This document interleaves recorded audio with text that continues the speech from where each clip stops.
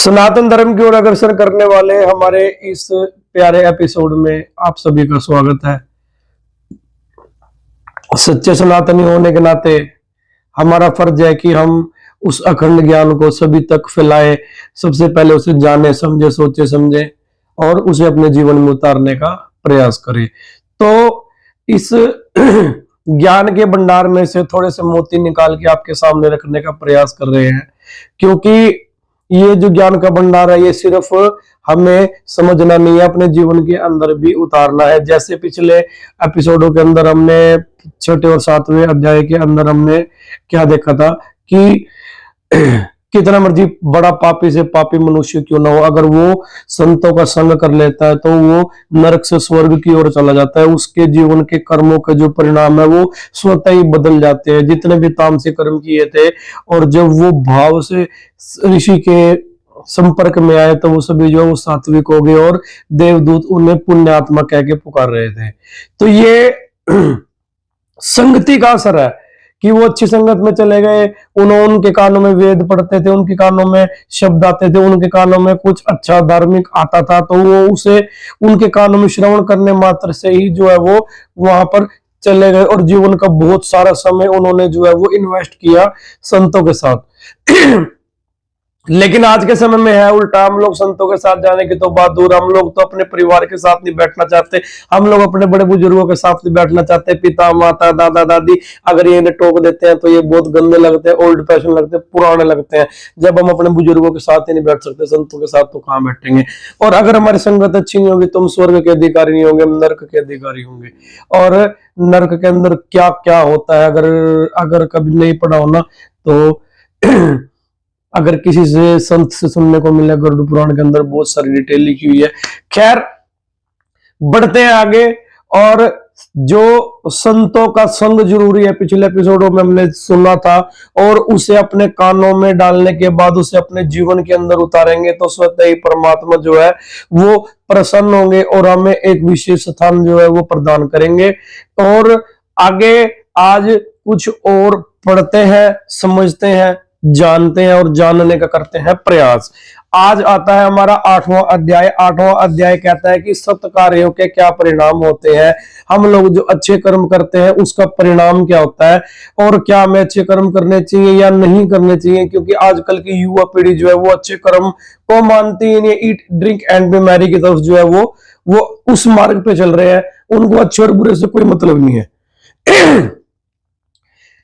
तो 8वां अध्याय में कहता है कि देवदूत बोले कि है वैश्य पुत्र, वैश्य होते व्यापारी, आपकी जिज्ञासा शांत करने के लिए हम आपको कुछ अच्छे कर्मों के फल का ज्ञान कराते हैं। आज का ये जो हमारा विषय है ये बहुत इंपॉर्टेंट विषय है, कृपया वीडियो को स्किप मत कीजिएगा, वीडियो को पूरा देखिएगा। तीर्थ स्थान का फल, हम तीर्थ पे जाते हैं ना, उसका फल क्या है? दयावान व्यक्ति तीर्थ स्थान का फल पाता है, जिसके हृदय में दया नहीं, स्नान जप तप उसका सब व्यर्थ है। इसी प्रकार जो व्यक्ति नियम के अनुसार शास्त्रों का पठन करते हैं और उन पर आचरण करते हैं वे भी सद्गति को प्राप्त होते हैं। जो व्यक्ति चारों आदेशों का पालन करते हैं, यथाशक्ति कम से कम अपनी आय के 6ठे भाग का दान करते हैं, जो कि हम बिल्कुल भी नहीं करते हैं। वेदों का प्रचार करते हैं, हम लोग वेदों का प्रचार ही नहीं करते, हमें तो वेदों के नाम भी नहीं याद होंगे, उनकी ऋचाएं भी याद नहीं होंगी। तो ये काम करने हैं, ऐसा संत बोल रहे हैं। सिर्फ ये कथा श्रवण नहीं करनी, कथा का श्रवण करने के बाद वीडियो बंद करके बैठ नहीं जाना, ये सभी कार्य अपने जीवन के अंदर हमें करने हैं।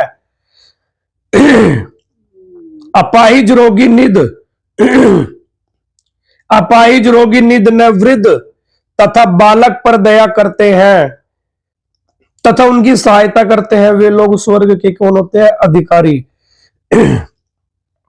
जो व्यक्ति नियम के अनुसार गोग्रास देकर ही भोजन करते हैं, प्यासों के लिए जल कूप इत्यादि का निर्माण करते हैं, प्याऊ लगवाते हैं, वे स्वर्ग के अधिकारी होते हैं। जो व्यक्ति शरणागत स्त्री ब्राह्मण की रक्षा करते हैं वे मोक्ष को पाते हैं। जो व्यक्ति नीम पीपल आंवले आम इमली कैत अथवा स्थान के स्वभाव के अनुसार वृक्ष अथवा छायादार वृक्ष भी लगाते हैं, छायादार वृक्ष भी जो व्यक्ति लगाते हैं वे निसंदेह मोक्ष को प्राप्त होते हैं। जो व्यक्ति वृक्ष को काटता है वो नरक के घोर कष्ट को भोगता है। जो मनुष्य तुलसी के पौधे लगाते हैं वे भय की ताड़ना से मुक्त होते हैं। ऐसे व्यक्ति की 7 पीढ़ियों तक का तर्पण हो जाता है तथा उनके पितृगण स्वर्ग को प्राप्त होते हैं। जो व्यक्ति विष्णु जी की पूजा करते हैं, माघ का स्नान करते हैं, तुलसी की मंजरी से प्रभु का पूजन करते हैं, वे विष्णु लोक को प्राप्त होते हैं। और विशेष बात आगे सुनिए, कहते हैं कि ओम नमः शिवाय तथा गायत्री मंत्र का जाप अति पवित्र और पावन माना गया है। जो मनुष्य माघ स्नान के साथ विधि पूर्वक प्रतिदिन 51 जप इन दोनों मंत्रों का करते हैं वे नरक यातनाओं से मुक्त रहते हैं और दिव्य तथा सुख भोगते हैं। तीनों लोकों में माघ के स्नान का शिव तथा विष्णु जी के समान कोई पुण्य नहीं है। शिव भक्त यदि विष्णु भक्त से द्वेष करता है तो वो नरक को पाता है। जो मनुष्य धर्म स्थान को बेचता है अथवा हड़पने का प्रयत्न करता है अथवा इनको आजीविका का साधन बनाता है वह 21 बार महारोख नरक को प्राप्त होता है। अतः माघ स्नान का शुभ कर्म ही श्रेष्ठकर है तथा मोक्ष के साधन है। इति माघ मास महात्म्य भाषा टीका 8वां अध्याय समाप्तम। बोलिए विष्णु भगवान की जय, शंकर भगवान की जय, हरि ओम नमः शिवाय। तो जितने भी सात्विक कर्म करेंगे, कहने का अर्थ ये है, चाहे वो हम वृक्ष लगा रहे हैं, किसी के लिए नल के प्याऊ बनवा रहे हैं, किसी गरीब पर दया कर रहे हैं, या हमारे ब्राह्मणों को तो कर्म ही ज्ञान बांटने का है, ज्ञान लेना और ज्ञान देना हमारा एक विशेष कर्म है। तो हम ज्ञान लेंगे भी और ज्ञान देंगे भी, उसके लिए हमें ज्ञान होना आवश्यक है। सबसे पहली बात तो ये है, हमें ज्ञान ही नहीं है, हम आवश्यक बातें किसी को बताएंगे कैसे? क्योंकि हम तो उस भोगवाद की दुनिया में चले गए। अगर 90% प्लस आ गए तो वहां पे नौकरी लगेगी, इतनी सैलरी होगी, इतनी कमाई होगी और हम अपना बढ़िया घर ले लेंगे। लेकिन इसके अंदर से धर्म जो है वो गायब हो गया, हम धर्म को खा गए। और धर्म नाम का जो जीवन के अंदर हमारे एक गुण था, उस गुण को हमने अपनाया ही नहीं, और उसको ना अपनाने की वजह से क्या हुआ, हमारा जीवन जो वो पशु तुल्य हो गया। और इसी पशु तुल्य जीवन को अपने पशु तुल्यता से हटा के मनुष्यता तक लाने का कार्य ही मनुष्य का है।